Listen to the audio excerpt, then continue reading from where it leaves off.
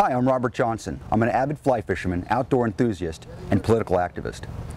This is an urgent plea to California state and federal legislators to halt Governor Schwarzenegger's freight train that is a $24 billion bond measure to build his pet project, the Peripheral Canal, and the Sites and Temperance Flat dams.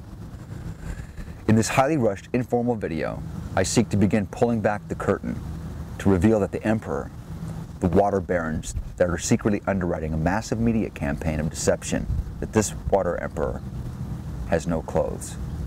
This is purely a water grab, veiled as required infrastructure. We oppose this sham legislation because we seek to introduce solutions that will provide water to California's people, farms, and fish. Solutions that are less costly, far more effective, and far more timely, and will provide enough water for our present and future needs. The Peripheral Canal, the Sites and Temperance Flat dams will cost over $40 billion with interest. And they won't provide a drop of water, additional water. How can state legislators allow this secretive, hugely expensive bond measure to be jammed through without rigorous debate exploring the alternatives? Alternatives that will provide over 10 million acre-feet of water per year to the state. More water than has ever been exported annually from Northern California. You have to carry out the people's business. Make no mistake, this crisis is the direct result of powerful lobbying of state and federal officials and improper staffing at critical agencies, where water contractors take senior positions at the Bureau of Reclamations and then the Department of Water Resources, etc., which breeds conflict of interest.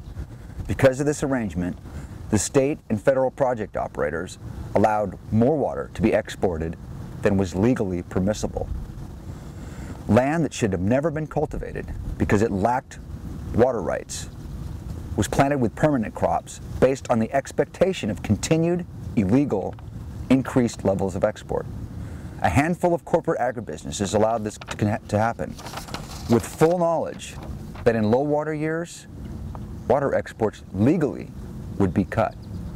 So, many farmers and others in the San Joaquin Valley have been completely disenfranchised by thinking that water for their crops was essentially guaranteed. I understand their anger and their frustration completely, given how this has taken place. But their anger should be directed to the huge entities that controlled the distribution of exported water from Northern California.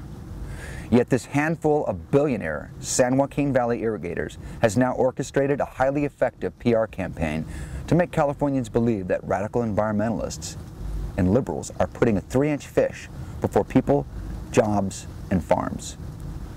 This is really about a hydraulic billionaire's cabal. This is about water profiteering, or pumping water for cash from the Delta, which was the title of a recent investigative series by Contra Costa Times reporter Michael Tower. Know that a full 80% of water exported from the Delta goes to San Joaquin Valley agriculture.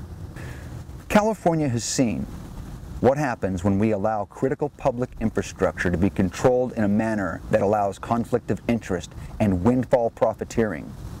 Remember the Enron scandal from our energy deregulation experiment? Well, this bond measure and these actions of the legislature are following the same path. Look behind the curtain, people. This emperor has no clothes. What we see high-paying commercial and recreational jobs in the San Francisco Bay, the Delta region, California's coast, and southern Oregon, lost with more at risk. We see innocent farmers and farm workers in the San Joaquin Valley and Central Valley manipulated and disenfranchised because of a corrupt water policy that puts the interest of billionaires before the interest of the public trust and its people. And remember, it's about California salmon, the best food on the planet, something that we should all be eating regularly. It's about people, farms, and fish. And the Endangered Species Act, it protects us all.